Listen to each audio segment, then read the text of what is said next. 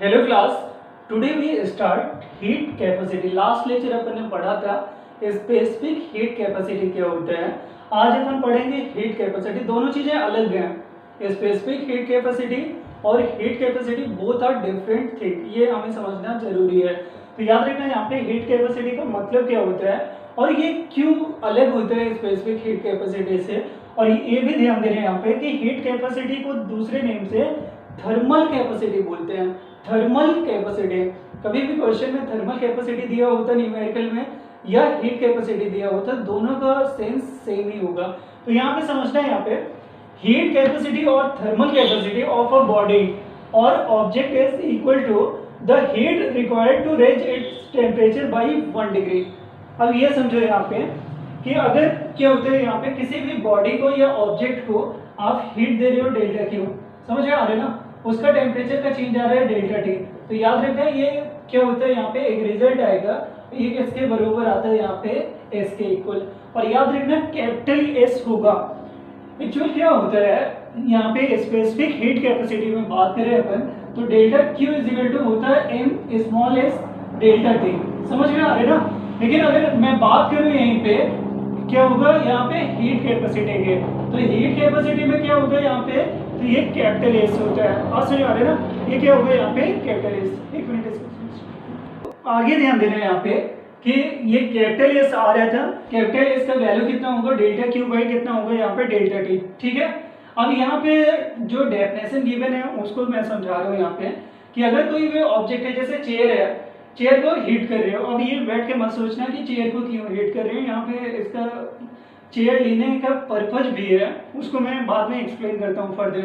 लेकिन ये याद रखना, अगर चेयर को हीट दिया जाए, अगर चेयर को हीट दिया जाएगा तो यहाँ पे हीट डेल्टा क्यू सप्लाई किया गया और 1 डिग्री सेल्सियस राइज करने में डेल्टा क्यू डिवाइडेड बाई 1, तो क्या यहाँ पे डेल्टा क्यू के बराबर आएगा कि नहीं कैपिटल एस का वैल्यू।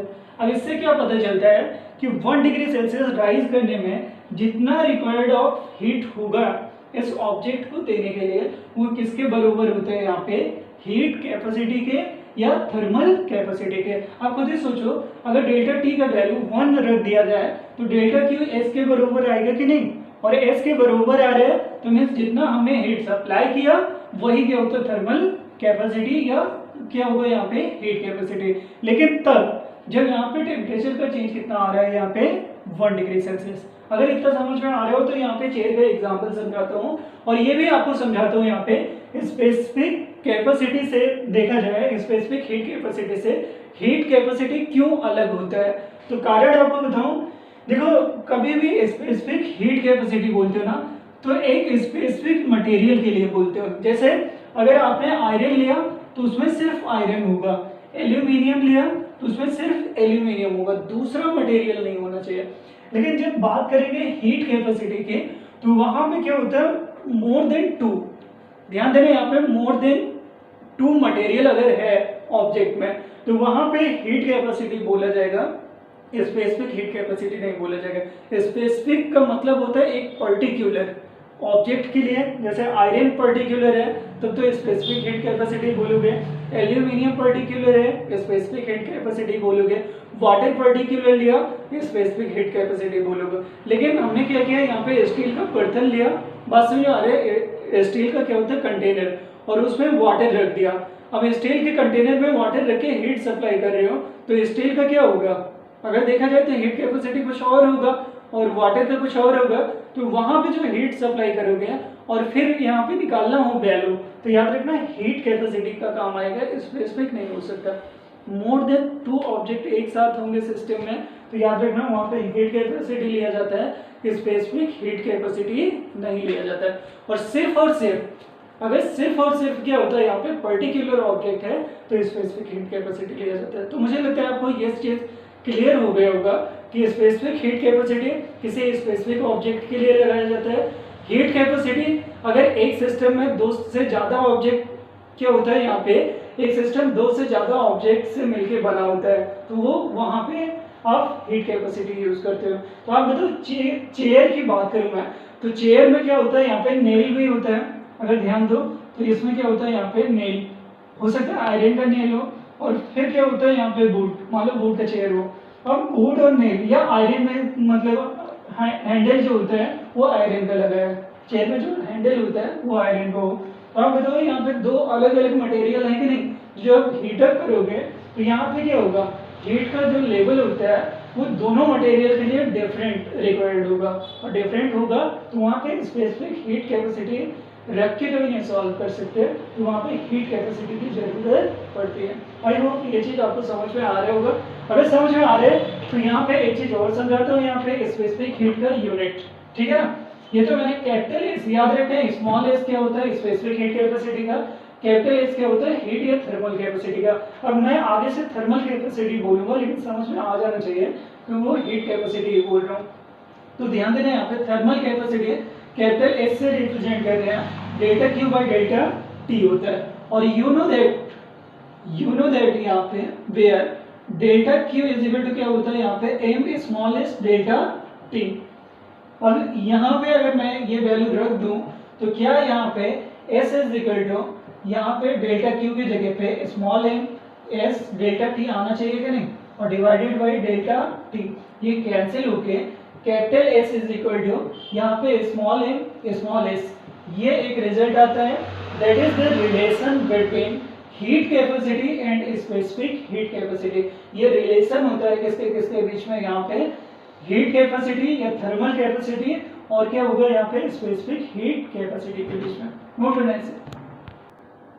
अब बच्चे आगे ध्यान दे रहे हैं यहाँ पे हीट कैपेसिटी में कि यहाँ पे रिलेशन हमने निकाला स्पेसिफिक हीट कैपेसिटी और क्या होता है थर्मल हीट कैपेसिटी में। Capital S thermal heat capacity, थोड़ा सा इसको मतलब क्या होता है इसको अलग दिखाया है यहाँ पे कैपिटल लेटर से, और ये क्या होता है यहाँ पे स्मॉल एस है, ठीक है ना।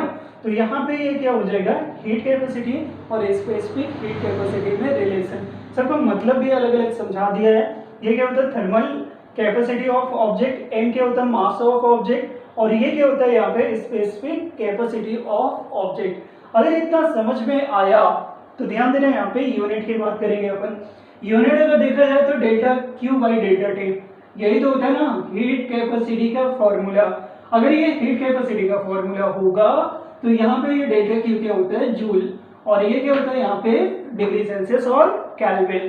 तो ये जूल पर डिग्री सेल्सियस और kelvin is the unit of heat capacity और थर्मल कैपेसिटी। जल्दी से इसे नोट करना, देन इसके बाद फर्दर अपन बात करेंगे इस पे बेस्ड प्रॉब्लम। समझ में आ रहा है ना, फिजिक्स में बार बार हमें कॉन्सेप्ट पढ़ना है, कॉन्सेप्ट के बाद अगर प्रॉब्लम कर रहे हैं, प्रॉब्लम समझ में आ रहे हैं तो समझो यहाँ पे फिजिक्स आपको समझ में आ रहा है।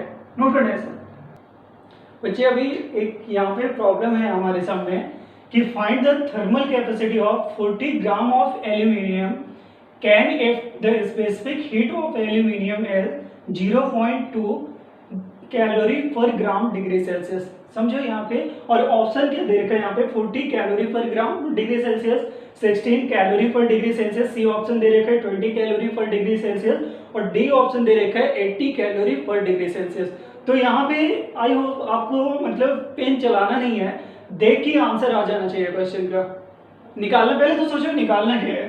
कैपिटल एस का वैल्यू दिया गया है, तो यहाँ पे मास कितना दे रखा है यहाँ पे 40 ग्राम पर यहाँ पे ग्राम दे रखा है। दूसरा क्या होता है यहाँ पे स्मॉल एस कितना दे रखा है यहाँ पे 0.2, और कैलोरी पर ग्राम क्या होता है यहाँ पे डिग्री सेल्सियस। अब ये देखो यहाँ भी ग्राम दिया है यहाँ भी ग्राम, तो केजी में कन्वर्ट करने की जरूरत नहीं।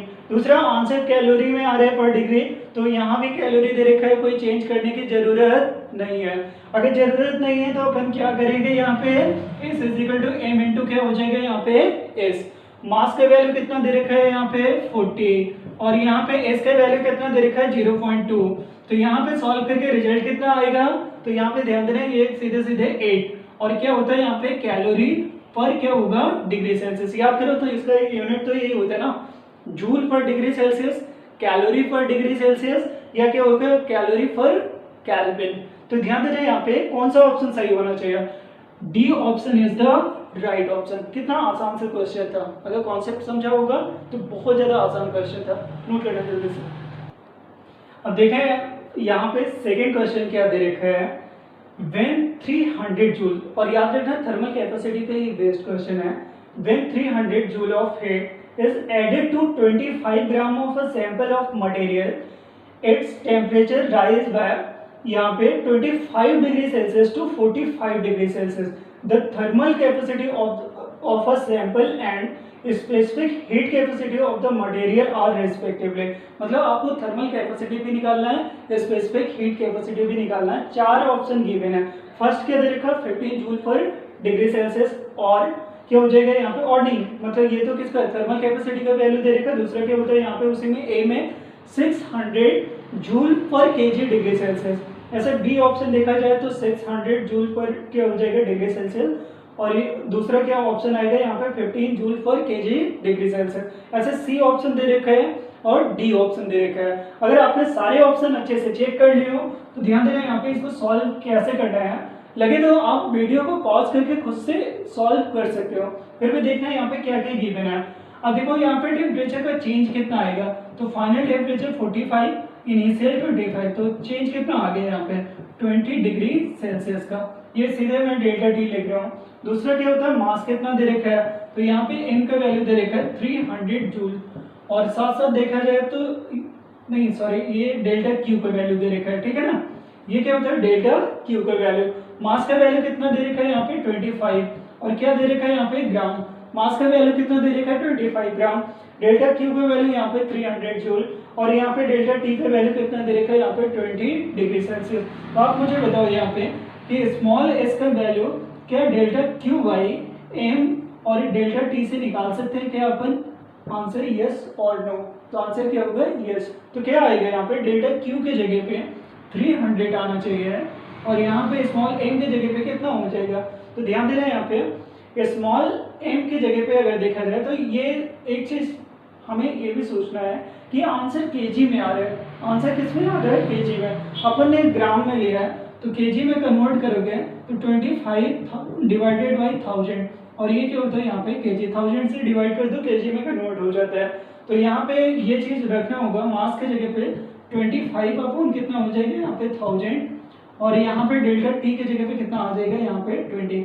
अब देखो क्या चीज कैंसिल होगा, एक जीरो से ये जीरो कैंसिल हो जाएगा, तो ये कितना हो जाएगा ये 100 ऊपर मल्टीप्लाई में आ जाएगा, तो 300 और इंटू कितना होता है 100, ये 100 ऊपर चला गया और इधर क्या होता है 50 आ जाएगा। क्यों, क्योंकि 25 और इंटू 2 एक जीरो फिर कैंसिल, 5 से 10 कैंसिल 2 आ गया, तो यहाँ पे 2 इंटू 300 कितना हो जाएगा 600, और ये क्या होता है यहाँ पे जूल पर केजी डिग्री सेल्सियस। अच्छा केजी क्यों लिया, तो इसका रीजन बता दूं, ऑप्शन चेक करके हमेशा क्वेश्चन सॉल्व किया करो, ठीक है ना। ये तो एक क्वेश्चन का आंसर है। यहाँ पे स्मॉल एस का वैल्यू, दूसरा यहाँ पे निकालना है कैपिटल एस का वैल्यू। कैपिटल एस क्या होगा delta Q by delta T, पता है ना, मास नहीं होता है इसमें, मास इंक्लूडेड नहीं रहेगा। तो डेल्टा क्यू का वैल्यू कितना दे रखा है, तो यहाँ पे 300, डेल्टा टी का वैल्यू कितना दे रखा है 20, कैंसिल किया आंसर कितना आया 15, और ये क्या हो जाएगा जूल, और फिर क्या हो जाएगा डिग्री सेल्सियस। अब ये बताओ कौन सा ऑप्शन है जिसमें एक तो 15 जूल पर डिग्री सेल्सियस, देखो यहाँ पे 15 डिग्री पर क्या हो जाएगा यहाँ पे 15 जूल पर डिग्री सेल्सियस, कैपिटल एस का वैल्यू आना चाहिए और स्मॉल एल का कितना आना चाहिए 600। ये ऑप्शन करेक्ट ऑप्शन होगा कि नहीं, होना चाहिए ना। तो यहाँ पे ए इज द राइट ऑप्शन। ये भी आसान क्वेश्चन था, नोट करने से।